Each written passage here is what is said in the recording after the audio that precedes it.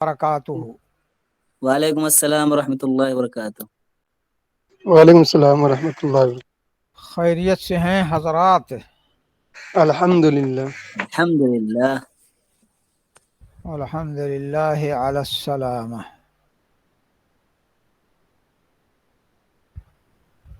Net. بسم اللہ الرحمن الرحیم۔ الحمد للہ رب العالمین والصلاة والسلام علی رسولہ محمد وعلی آلہ واصحابہ اجمعین ومن تبعہم بإحسان الی یوم الدین، وبعد۔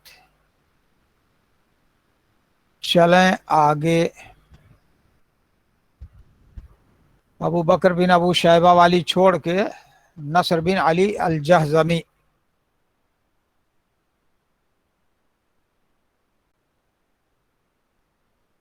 چلیں۔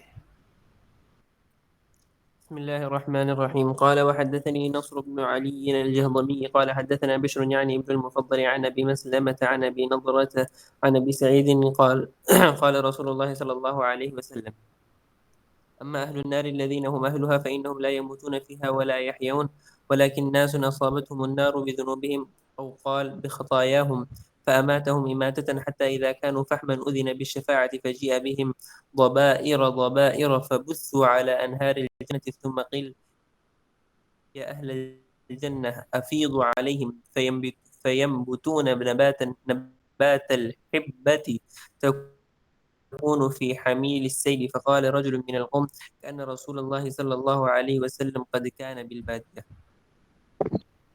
اس سند کے اندر یعنی ابن المفضل یہ دقیق علمیہ کا بیان ہے، اور لطیفۃ الاسناد بھی ہے اس میں۔ ابو مسلمہ جو ہے، ابو مسلمہ خولانی ہیں، یہ ثقہ تابعی ہیں، اور ابو نضرہ بھی تابعی ہیں، تو تابعی کی روایت تابعی سے ہے۔ رسول اللہ صلی اللہ علیہ وسلم نے فرمایا لیکن جہنم والے جو اس کے اہل ہوں گے، یعنی جہنم ہی میں رہنے کے لائق ہوں گے، وہ فَإِنَّهُمْ لَا يَمُوتُونَ فِيهَا وَلَا يَحْيَوْنَ، بے شک وہ لوگ نہ اس میں مریں گے جہنم میں اور نہ زندہ رہیں گے۔ یہ کیسے ہوگا؟ نہ مریں گے نہ زندہ رہیں گے۔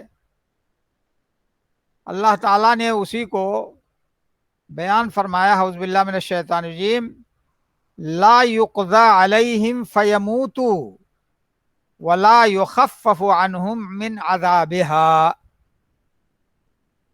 اور دوسری جگہ فرمایا ثم لا یموت فیہا ولا یحیا۔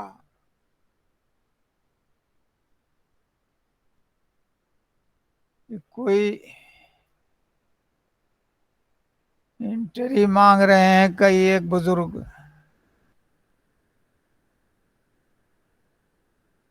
مطلب یہ ہے کہ وہ ایسی زندگی نہیں ہوگی جس سے ان کو فائدہ ہو، اسی لیے اللہ نے فرمایا لا یقضى علیہم فیموتوا ولا یخفف عنہم من عذابها۔ لیکن یہ تو جہنمیوں کی بات ہو گئی کہ جہنم والے جو ہوں گے مستقل رہنے والے، ان کا یہ حشر ہوگا، ان کا یہ حال ہوگا۔ وَلَكِنْ نَاسٌ أَصَابَتْهُمُ النَّارُ بِذُنُوبِهِمْ أَوْ قَالَ بِخَطَايَاهُمْ، یہ راوی کا شک ہے۔ لیکن کچھ ایسے لوگ ہوں گے جن کو آگ پہنچے گی ان کے گناہوں کی وجہ سے، یعنی جہنم میں وہ گناہوں کی وجہ سے ڈالے جائیں گے یا خطایا کی وجہ سے ڈالے جائیں گے۔ فَأَمَاتَهُمْ إِمَاتَةً، تو ان کو تھوڑی دیر کے لیے مارے گا، یہاں تک کہ جب وہ کوئلہ ہو جائیں گے تو شفاعت کی اجازت دی جائے گی۔ فَجِيءَ بِهِمْ ضَبَائِرَ، یہ زبارتن کی جمع ہے زبائر۔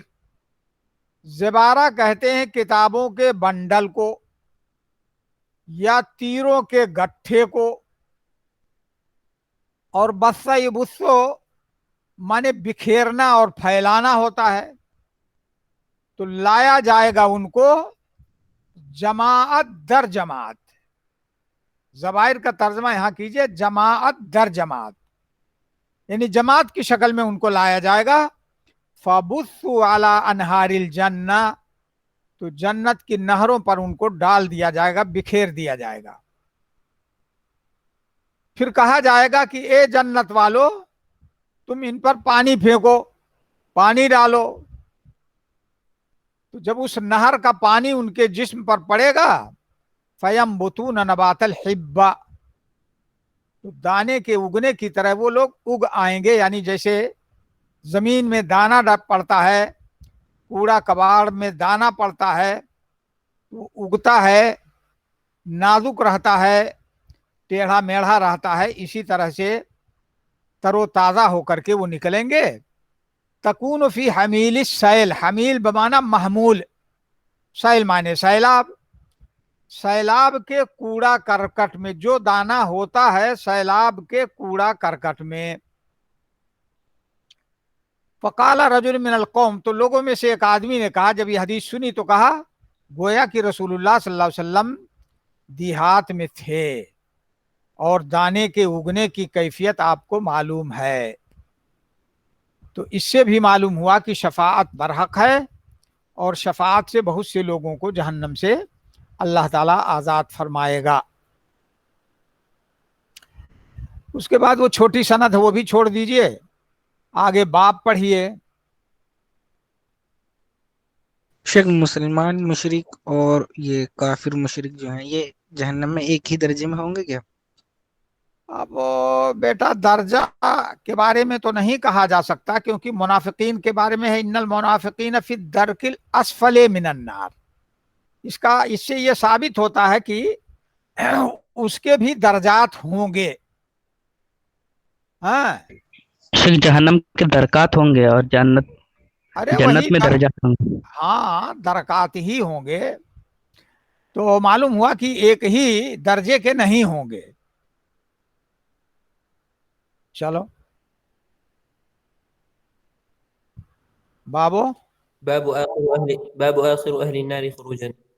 قال وحدثنا عثمان بن أبي شيبة وإسحاق بن إبراهيم الحنظلي كلاهما عن جرير. قال عثمان حدثنا جرير عن منصور عن إبراهيم عن عبيدة عن عبد الله بن مسعود قال قال رسول الله صلى الله عليه وسلم إني لأعلم آخر أهل النار خروجا منها وآخر أهل الجنة دخول الجنة رجل يخرج من النار حبوا فيقول الله تبارك وتعالى له اذهب فادخل الجنة فيأتيها فيخيل إليه أنها ملأ فيرجع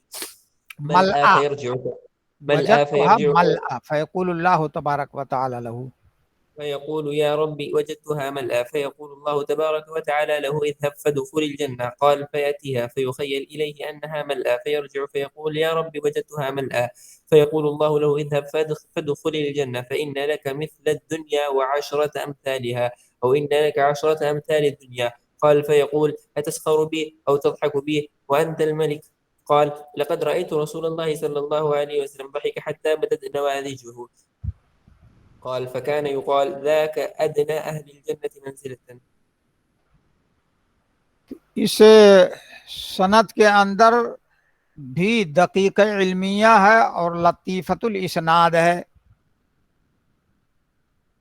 تو عبداللہ صاحب بتائیے دقیق علمیہ کیا ہے اس میں؟ كلاهما عن جرير. دونوں جریر سے روایت کر رہے ہیں. یہاں قال عثمان حدثنا جرير، اور پہلی سند میں عن اور دوسری سند میں صراحت کیا گیا کہ عثمان نے جو روایت کی وہ حدثنا کے صیغے کے ساتھ روایت کی. ہاں یہ دونوں میں فرق ہے، دونوں شیوخ کے روایت کے صیغے میں فرق ہے. عثمان شیخ نے حدثنا کہا ہے اور اسحاق شیخ نے انس کا صیغہ استعمال کیا ہے. اور لطیفۃ الاسناد یہ ہے کہ اس میں بھی 2 تابعی ہیں، ابراہیم اور عبیدہ سلمانی.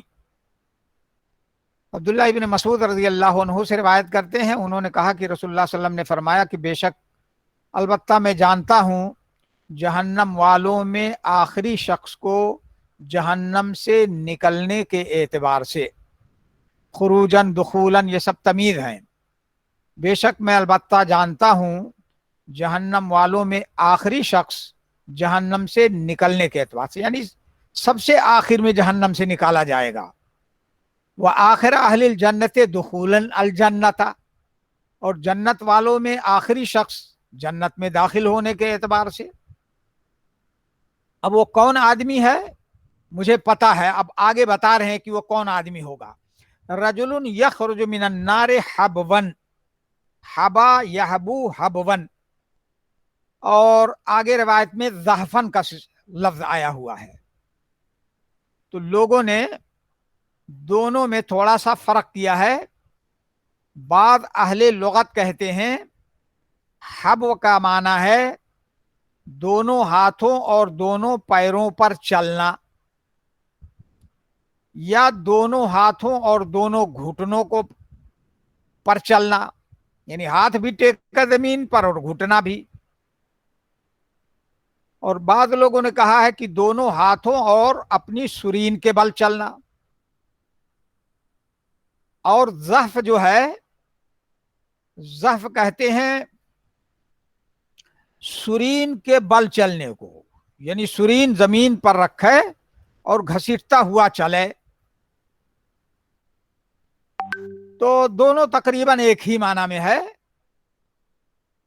फरमाया कि एक आदमी होगा जो जहन्नम से निकलेगा हबवन, घुटने के बल या सुरीन के बल चलते हुए।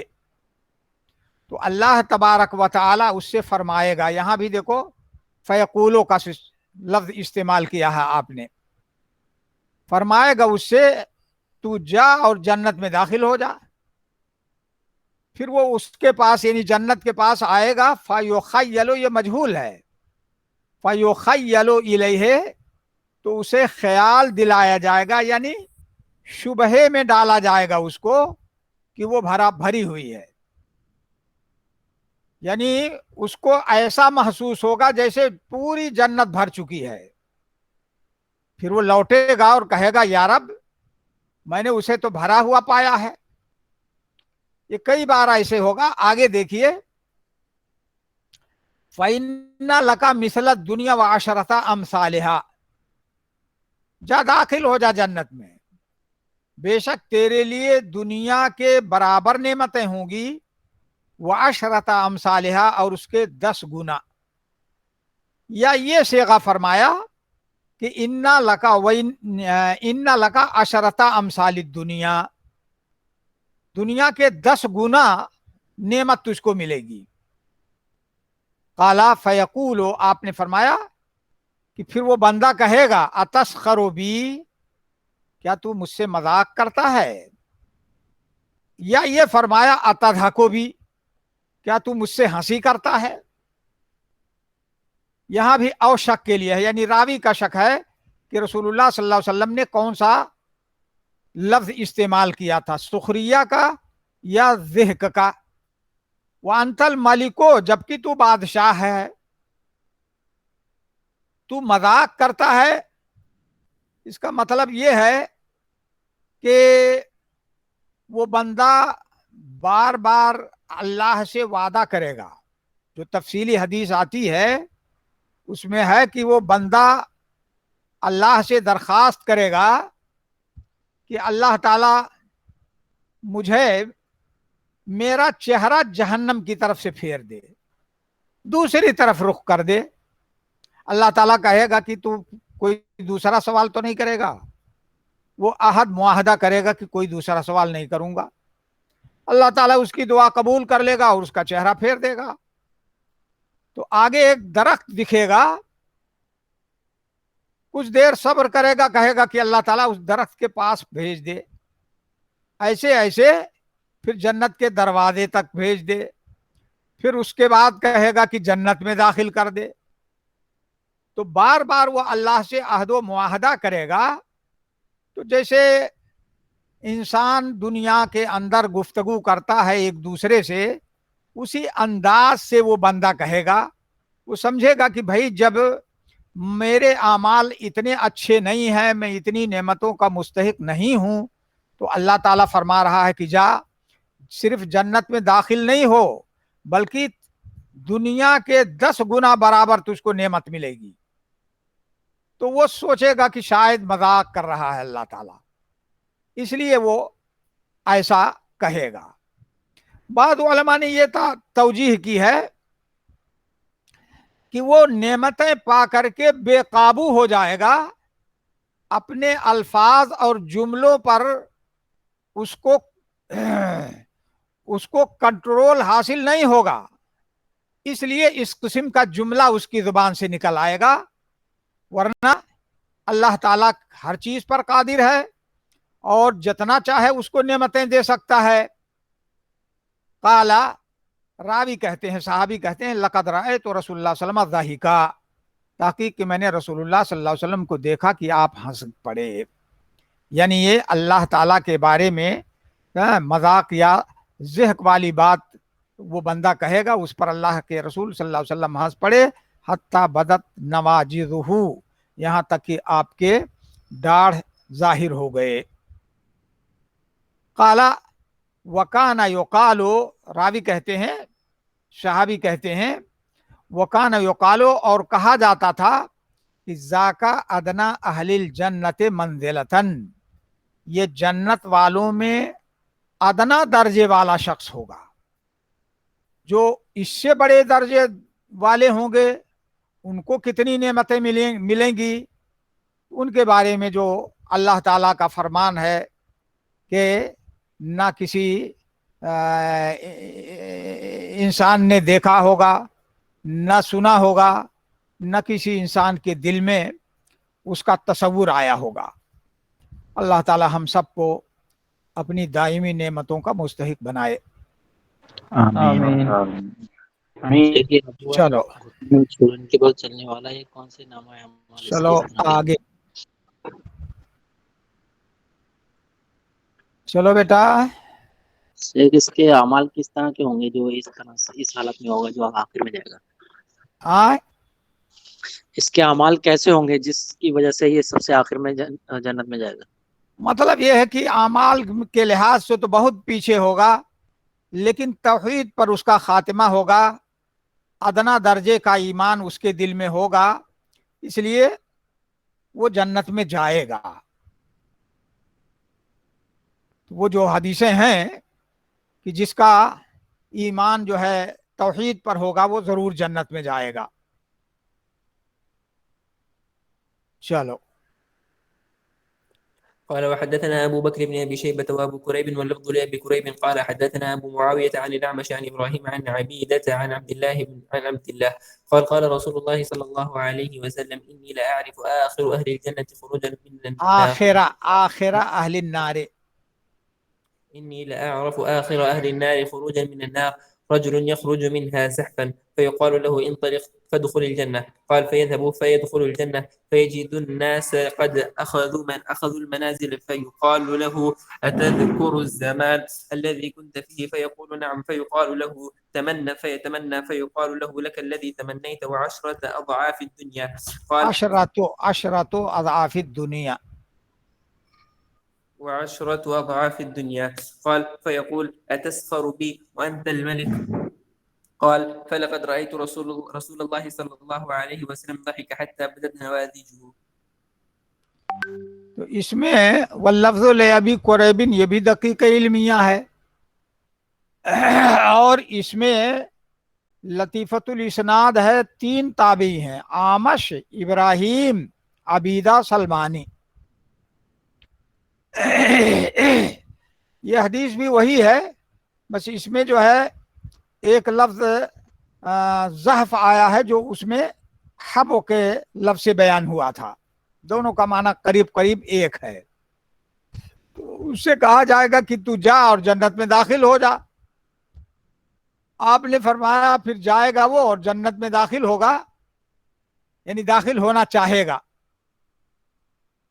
فیجد الناس، تو وہ پائے گا لوگوں کو قد اخذوا المنازل، کہ لوگوں نے ٹھکانے لے لیے ہیں، یعنی جیسے وہاں کہا گیا کہ اس کو بھرا ہوا دکھایا جائے گا، تو اس سے کہا جائے گا کہ کیا تو اس زمانے کو یاد رکھتا ہے जिसमें तू था, यानी माल तेरा याद है?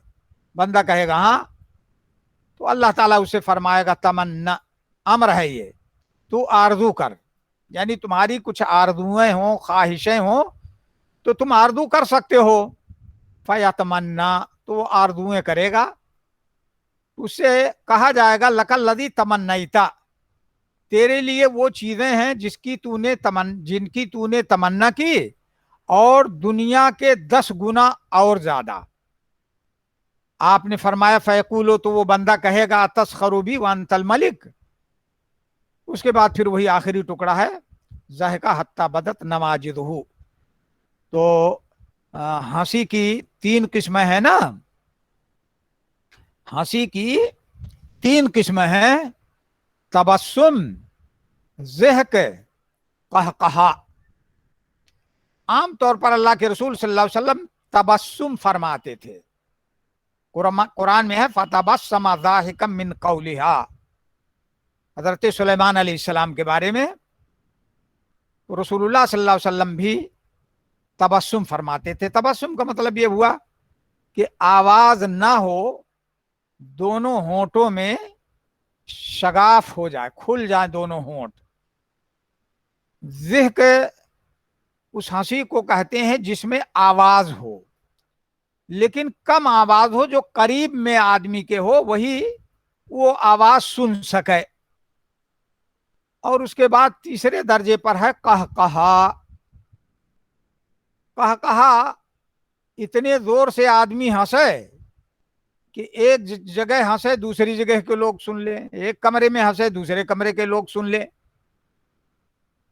वो एक हदीस आती है ना कि कहकहा से वुदू टूट जाता है, हालांकि वो रिवायत ज़ईफ है।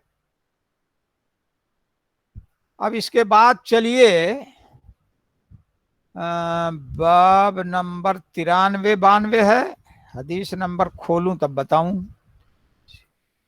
शेख कहा का क्या मतलब हुक्म है? कहा दुरुस्त है कि नहीं?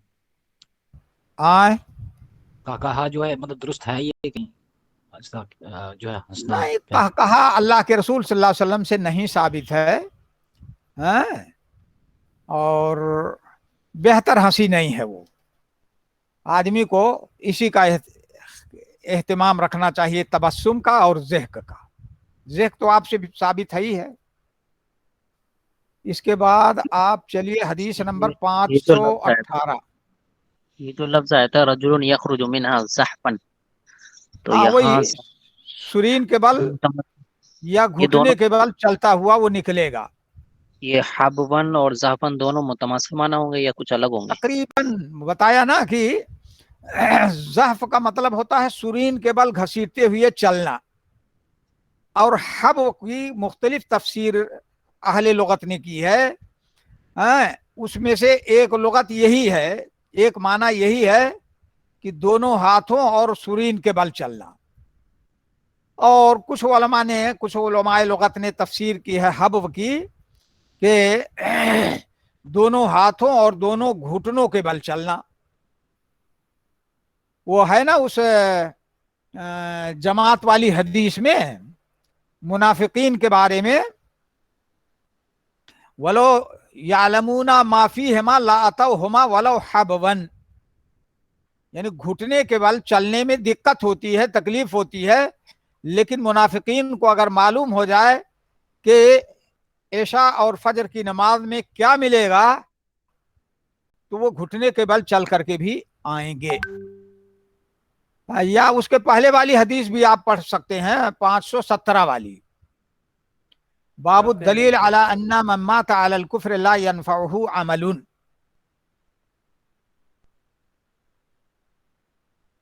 चलो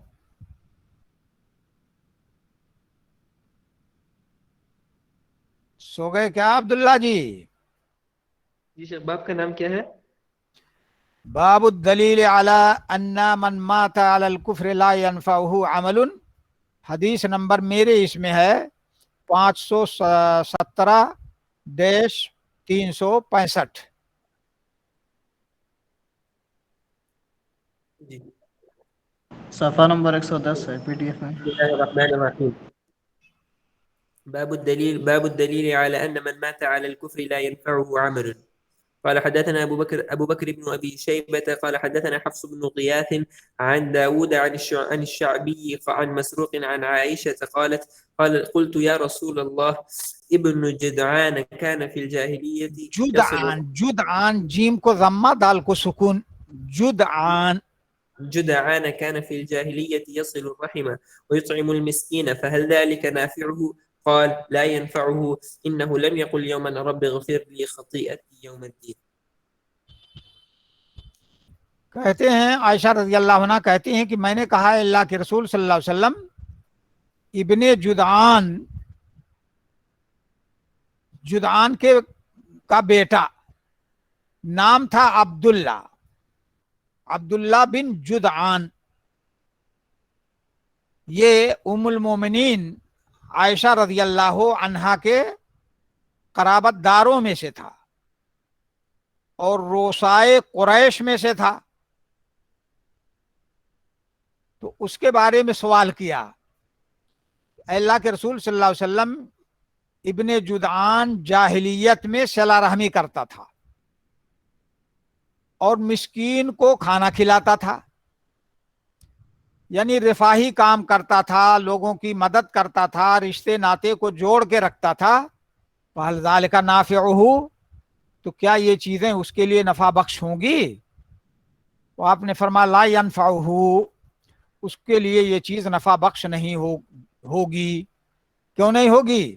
اس کی وجہ آگے ہے، انہو لم یقل یومن، اس لیے کہ بے شک اس نے کسی دن نہیں کہا رب اغفر لی خطیئتی یوم الدین، اے میرے رب تو میرے گناہوں کو بخش دے قیامت کے دن. کیا مطلب ہوا؟ یعنی قیامت پر ایمان نہیں تھا اس کا. تو قیامت پر ایمان بھی ارکان ایمان میں سے ہے. اس سے معلوم ہوا کہ اگر ارکان اسلام میں سے کسی ایک، ارکان ایمان میں سے کسی ایک رکن کا بھی انکار کرے گا آدمی تو مومن نہیں ہوگا. تو اس حدیث سے دلیل باب یہی ہے نا، باب الدلیل علی ان من مات علی الکفر لا ينفعه عمل، جس کا بھی خاتمہ کفر پر ہوگا تو کوئی بھی عمل صالح اس کے لیے نفع بخش نہیں ہوگا. یہ بڑا سخی اور فیاض تھا، بڑا مہمان نواز تھا. اس کی مہمان نوازی کا حال یہ تھا کہ مہمانوں کے لیے اس نے بڑے بڑے دیگ بنوا رکھے تھے، ان دیگوں میں کھانا پکواتا تھا. اتنے بڑے بڑے دیگ ہوتے تھے کہ سیڑھی لگا کر کے چڑھنا پڑتا تھا. پانی ڈالنے کے لیے، اس میں چاول ڈالنے کے لیے، کھانے کا سامان ڈالنے کے لیے، نکالنے کے لیے سیڑھی لگانی پڑتی تھی. کھانا نکالنے کے لیے نظام الدین میں ایسے بڑے بڑے دیگ ہوتے ہیں. ہاں اتنے بڑے نہ صحیح لیکن بڑے بڑے تو ہوتے ہی ہیں. تو اس سے یہی ثابت ہوا کہ کوئی بھی عمل صالح آدمی کے لیے اسی وقت مفید ہوگا جب وہ مومن ہوگا. چلو آگے چلو. باب موالاة المؤمنين ومقاطعة غيرهم والبراءة منهم. قال حدثني أحمد بن حنبل قال حدثنا محمد بن جعفر قال حدثنا شعبة عن إسماعيل بن أبي خالد عن قيس عن عمرو بن العاص قال سمعت رسول الله صلى الله عليه وسلم جهارا غير سر يقول ألا إني آل أبي يعني فلانا ليسوا لي بأولياء فإن ليسوا لي بأولياء إنما ولي الله وصالح المؤمنين. میں نے سنا رسول اللہ صلی اللہ علیہ وسلم فرما رہے تھے جہارن، کھلم کھلا، غیر سرن، چھپ کر کے نہیں، یعنی علل اعلان آپ یہ بات فرما رہے تھے. کیا فرما رہے تھے؟ اعلی حرف تنبیہ ہے، سنو بے شک آل ابی، آل ابی تو ابو زید، ابو عمرو، تو ابھی کے بعد والا نام جو ہے حذف کر دیا آپ نے. انا آلہ ابی یعنی فلانن، یعنی آل ابی فلان. اب یہاں نام نہیں لیا کیونکہ یہاں مذمت کے ضمن میں نام کا ذکر آ رہا ہے. تو عام طور پر اللہ کے رسول صلی اللہ علیہ وسلم ایسے مواقع پر نام کی صراحت نہیں کرتے تھے. خطاب میں بھی آپ کسی خاص شخص کو بتانا چاہتے تھے، تنبیہ کرنا چاہتے تھے، تو بھی وہاں عموم کا صیغہ استعمال کرتے تھے، اے لوگو، اے لوگو. ویسے یہاں بھی نام کی صراحت آپ نے نہیں کی، جان بوجھ کے چھوڑ دیا. اس کی تفسیر کی گئی ہے کہ انا آلہ ابی سے مراد ہے آل ابی فلان، لیسو لی بے اولیاء، وہ میرے دوست نہیں ہیں، بے شک میرا دوست اللہ تعالیٰ ہے اور صالح مومن ہے، نیک مومنین ہے. صالح کس کو کہتے ہیں؟ اردو میں اس کا ترجمہ ہم کرتے ہیں اچھا، نیک. تو صالح کا اصلی معنی ہے ایسا شخص جو اللہ کے حقوق بھی ادا کرے اور بندوں کے حقوق بھی ادا کرے، وہ صالح کہلائے گا. تو پہلے بھی ضمناً کہیں بات آئی تھی ولا اور برا کی، ولا اور برا، یعنی مومن کو اہل ایمان سے دوستی اور دینی تعلق رکھنا چاہیے اور اس تعلق کا اظہار کرنا چاہیے. اور جو مومن نہیں ہے، کافر اور مشرک ہیں، تو ان سے ولا نہیں جائز ہے، دوستی ان سے نہیں جائز ہے، ان سے برا کرنا ضروری ہے، یعنی ان سے براعت کرنا ہے کہ بھئی فلاں، یا کسی کو مخاطب کر کے کہے کہ بھئی تمہارا طور طریقہ غلط ہے، کفر اور شرک والا کام تم کرتے ہو، لہذا میرا اور تمہارا کوئی تعلق نہیں ہے. اس کو کہیں گے برا، یعنی براعت کا اظہار کرنا. تو مومن کا یہی کا شیوا ہوتا ہے، ایمان کا تقاضا یہی ہے. یہ دین کے معاملے کی بات ہے. باقی دنیاوی معاملے میں آپ کسی کافر کے ساتھ تجارت کریں، کسی کافر کی دکان سے سامان خریدیں، دنیاوی معاملے میں کسی کافر کے ساتھ آپ سفر کریں، یہ سب نہیں منع ہے. دین کے معاملے میں تعلق مومن سے ہوگا، کافر اور مشرک سے نہیں ہوگا. چلو آگے. باب الدليل على دخول طوائف من المسلمين الجنة بغير حساب ولا عذاب. قال حدثنا عبد الرحمن بن سلام بن عبيد الله الجمحي قال حدثنا الربيع يعني ابن مسلم عن محمد بن زياد عن أبي هريرة أن النبي صلى الله عليه وسلم قال يدخل من أمتي الجنة 70,000 بغير حساب. فقال رجل يا رسول الله ادعو الله أن يجعلني منهم. قال اللهم اجعله منهم. ثم قام آخر فقال يا رسول الله ادعو الله أن يجعلني منهم. قال سبقك بها عكاشة. کہتے ہیں کہ رسول اللہ صلی اللہ علیہ وسلم نے فرمایا کہ داخل ہوں گے میری امت میں سے جنت میں 70,000 لوگ بغیر حساب کے، 70,000 لوگ بغیر حساب کے جنت میں داخل ہوں گے. امت محمد کی دو قسمیں ہیں نا، ایک کو کہتے ہیں امت دعوت اور ایک کو کہتے ہیں امت اجابت. امت دعوت کا مطلب یہ ہے کہ وہ تمام لوگ جن کے لیے رسول اللہ صلی اللہ علیہ وسلم کی دعوت ہے. تو دعوت محمدی، دعوت اسلام، یہ ساری انسانیت کے لیے ہے اور قیامت تک آنے والے سارے لوگوں کے لیے ہے. کافر ہو، مشرک ہو، یہودی ہو، نصرانی ہو، مجوسی ہو، کسی بھی مذہب اور دھرم کا ماننے والا ہو، سب کے لیے دعوت ہے. تو امت دعوت میں سارے انسان شامل ہیں. اور امت اجابت، اجابت مانے قبول کرنا، یعنی وہ لوگ مراد ہیں جو اللہ کے رسول صلی اللہ علیہ وسلم کی دعوت کو قبول کر لیں، یعنی مسلمان۔ تو ظاہر ہے کہ یہاں امت سے مراد امت اجابت ہے، مسلمان۔ جب آپ نے یہ بات بیان فرمائی کہ 70,000 لوگ بغیر حساب کے جنت میں داخل ہوں گے، تو ایک آدمی نے کہا اے اللہ کے رسول صلی اللہ علیہ وسلم، آگے نام آ رہا ہے کہ وہ عکاشہ بن محصن رضی اللہ عنہ تھے، جنہوں نے دعا کی درخواست کی تھی۔ اے اللہ کے رسول صلی اللہ علیہ وسلم، آپ اللہ تعالیٰ سے دعا فرما دیجئے کہ وہ مجھے ان لوگوں میں سے بنا دے، یعنی جو بغیر حساب کے جنت میں جائیں گے مجھے بھی انہی میں شامل کر دے۔ آپ نے فرمایا اللہم اجعلہ منہم، اے اللہ تو اس کو ان لوگوں میں سے بنا دے۔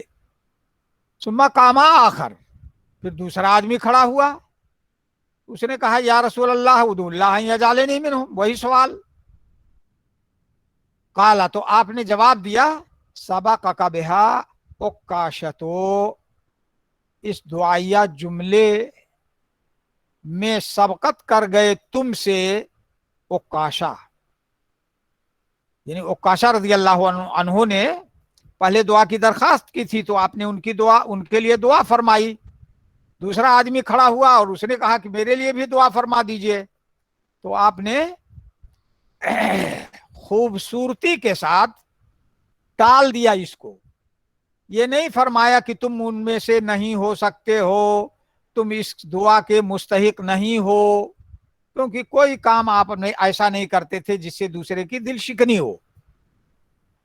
تو فرمایا کہ اس دعا کے ساتھ تم سے سبقت لے گئے عکاشہ۔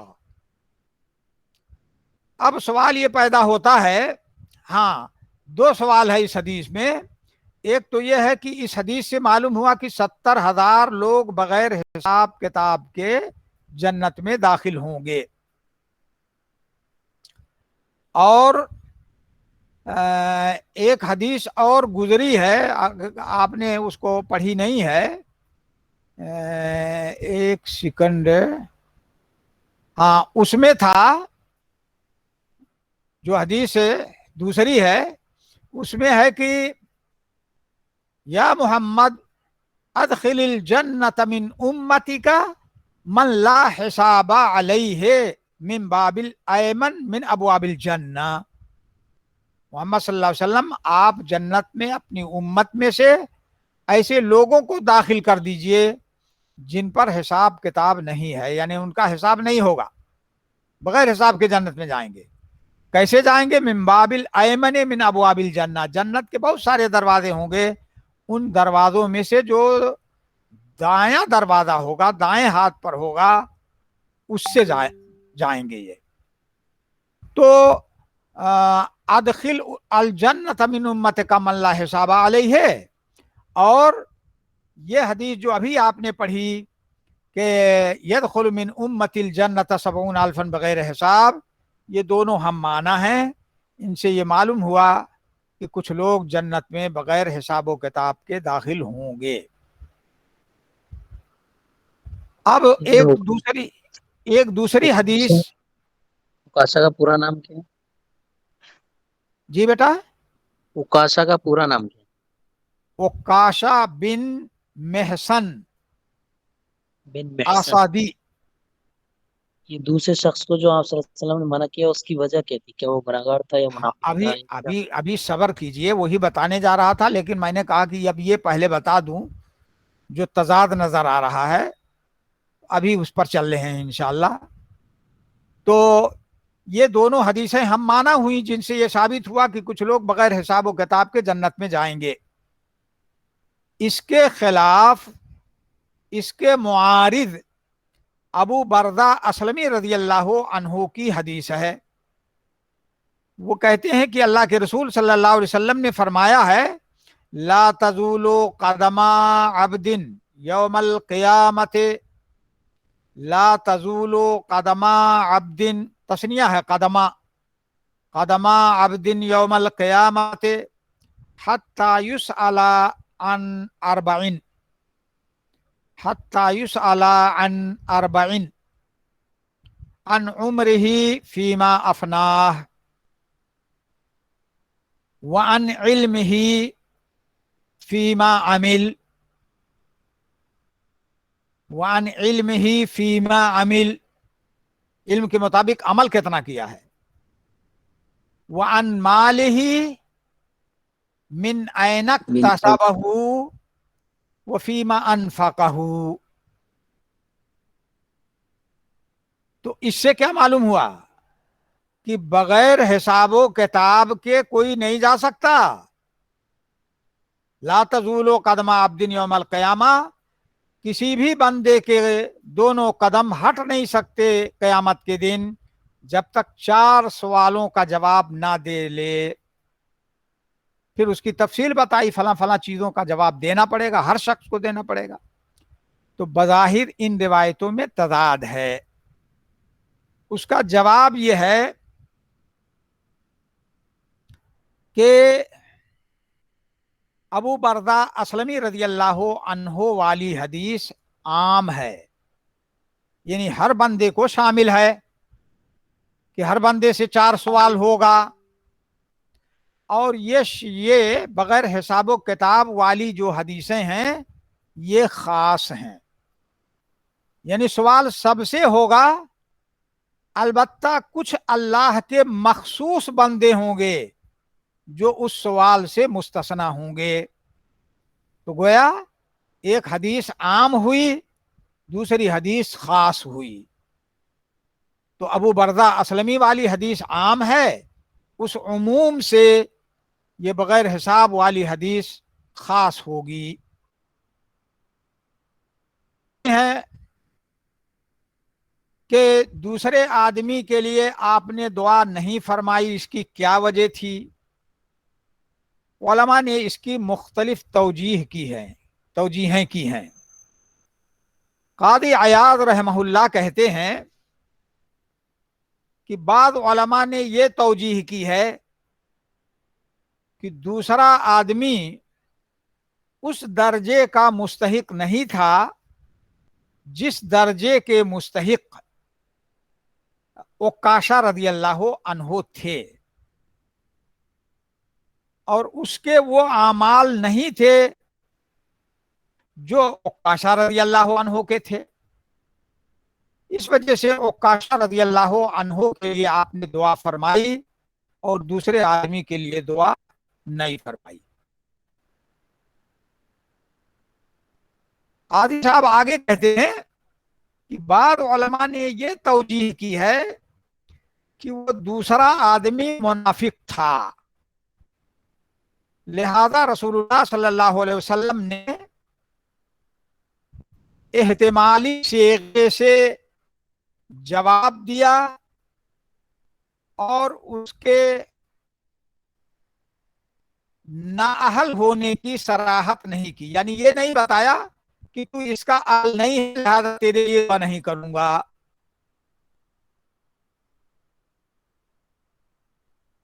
दो तौजीह ये हुई उलमा की। तीसरी तौजीह ये है, कहते हैं कि हो सकता है उक्काशा रज़ी अल्लाह अन्हो के बारे में दुआ की कबूलियत के ताल्लुक से आपको वही की गई हो कि आपकी दुआ कबूल की जाएगी, और दूसरे के लिए ये बात नहीं रही होगी, इसलिए पहले के लिए दुआ की, दूसरे के लिए छोड़ दी। ये कादी अयाद रहमहुल्लाह ने 3 अक़वाल नकल। इमाम नववी रहमहुल्लाह कहते हैं, वो जो दूसरा कौल है निफाक वाली बात, तो उसके ताल्लुक से कहते हैं, खतीब बगदादी रहमहुल्लाह ने अपनी किताब अल अस्माउल मुबहमा में जिक्र किया है कि वो दूसरा साद बिन उबादा रज़ियल्लाहु अन्हु थे। آگے فرماتے ہیں کہ اگر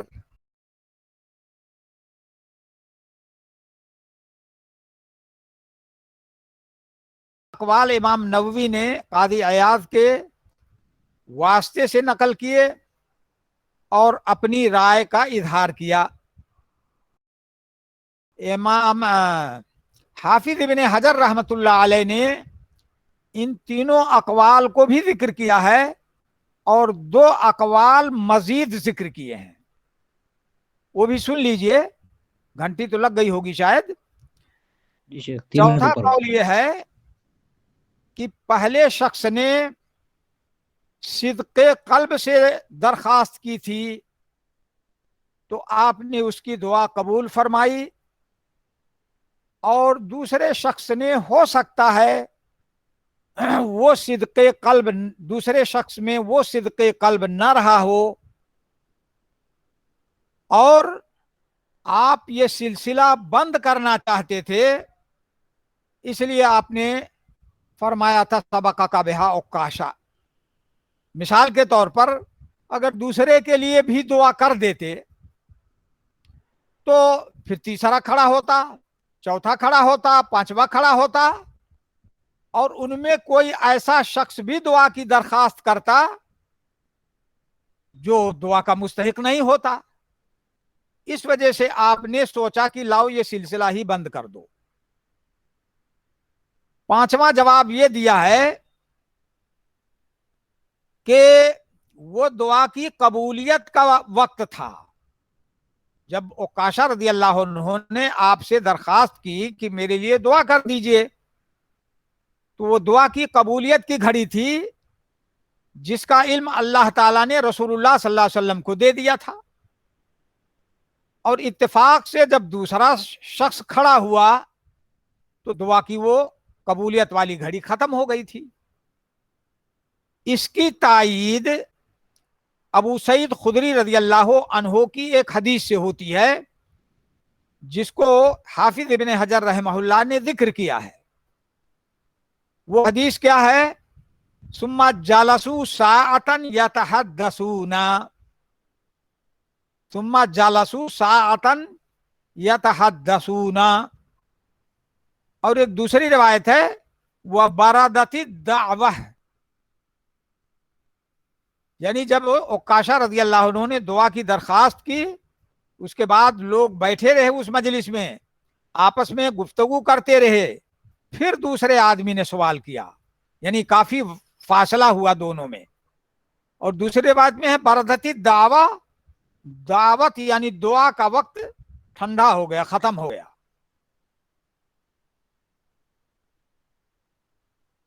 بس کیجیے. السلام علیکم ورحمۃ اللہ وبرکاتہ.